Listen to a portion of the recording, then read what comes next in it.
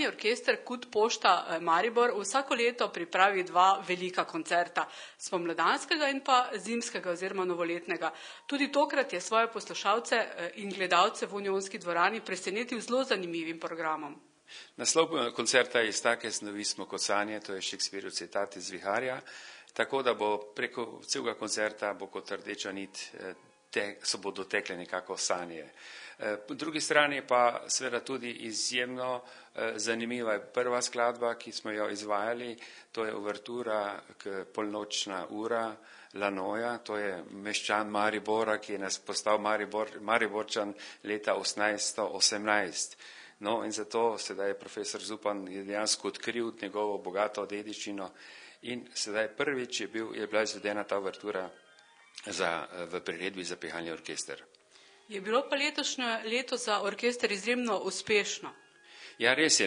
Letošnje leto je bilo tako bogato z raznimi dogajanji, že od prejšnje sezone, ko smo prispeli iz Ostrave z odlično vrstitvijo, potem seveda parada v Nemčiji, parada v Avstriji, spomladanski gala koncert, skratka veliko gostovanj in pa seveda gostovanje v Rusiji, ki je pa bilo eno preko največjih gostovanj sploh v zgodovini orkestra. Je težko pripraviti vsako leto nov program? Ja, je pa ni. Dejansko je to vedno en nov izziv. To je vedno kot da se rodi nov otrok. Vedno iščeš neko vsebino in potem isto dograjuješ, dopolnjuješ, tako da je dejansko vedno se nestrpnosti. Čakaš, kako se bo cela stvar na koncu razpletla in do zdaj se še kar nekako dobro. Tokrat ste za gosta povabili tudi Edvina Friserja. Zakaj? No, Edvin Friser, kot znan Mariborčan, naša pota so se dostikrat srečala, sicer mi je na našem koncertnem odru z našim orkestrom, sicer pa drugače. In je letos slavi tudi 40-letnica in smo mislim, da je bilo dobro, da ga tudi mi enkrat povabimo in tako seveda na tem koncertu zapel nekaj njegovih svojih najpopularnejših pesmi. Zakaj ljudje mislijo, da pihalni orkester igra samo koračnice, v resnici pa igrate pravzaprav orkestralno glasbo oziroma ni glasbe, ki je ne bi igrali? Ja, mislijo to tisti, ki ne hodijo na koncerte.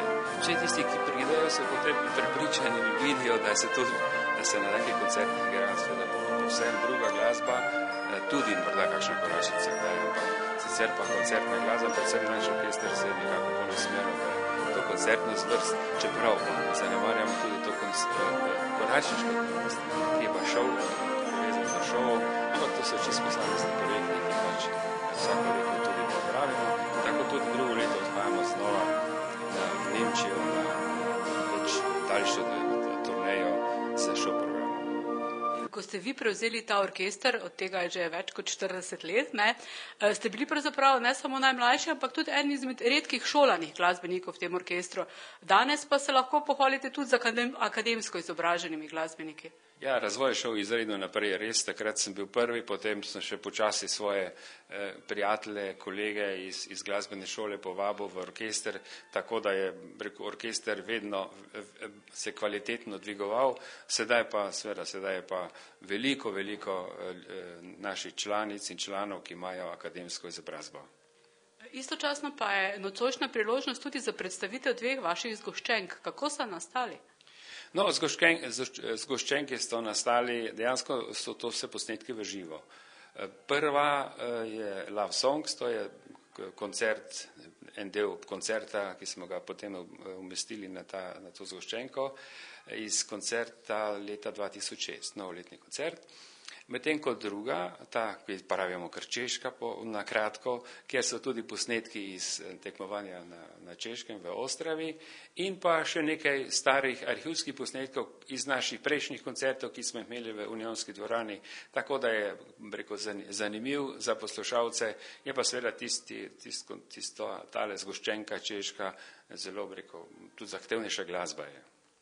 Glede na to, da ste v svetu priznani kot strokovnjak za godbena pihala, kaj bi rekli za Slovence? Smo narod godb ali ne?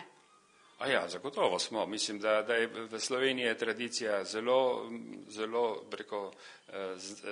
dobra, znana, sicer ne tako kot recimo v Avstriji ali pa tudi v en delu Nemčije, južna Nemčija, Bavarska, in tam so godbe, imajo nekako tudi drugo vlogo kot pa pri nas, predvsem v nemškem predelu, tam se godbe bolj uporabljajo v pivnicah in tako naprej.